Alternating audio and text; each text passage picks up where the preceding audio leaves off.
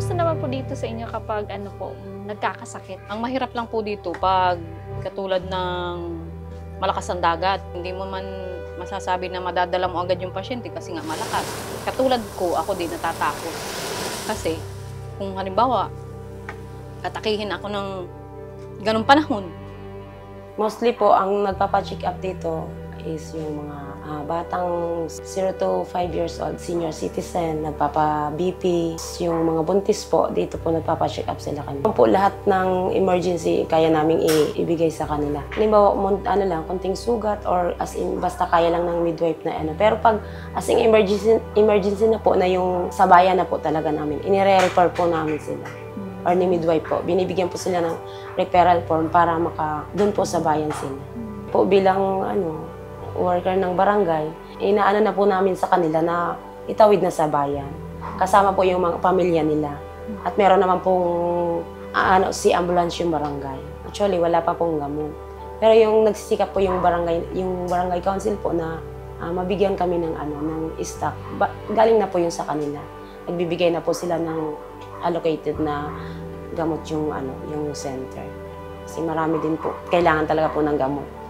Lalo na po yung katulad ng paracetamol. Yung mga simpleng lang po, symptoms, kailangan po meron talagang nakaano sa ang center.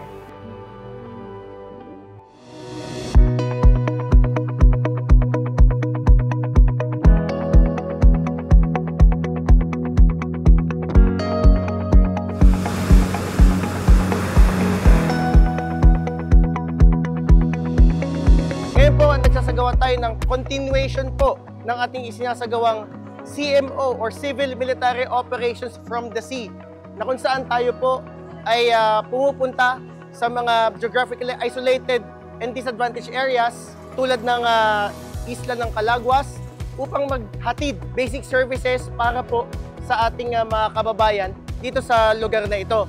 Ang initiative na ito ay isinasagawa katuwang ang ating mga partner stakeholders.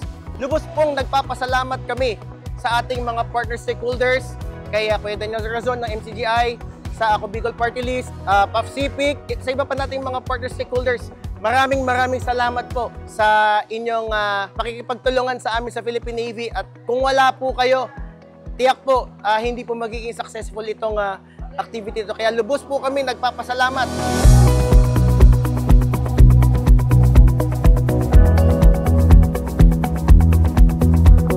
Bilang punong barangay ng Barangay Banokbok, yung benefits dito sa aming mga taga-isla ay napakalaking bagay, lalong-lalo na sa mga proyektong binigay sa amin ng Philippine Navy. Kami ay napakalayo para sa bayan.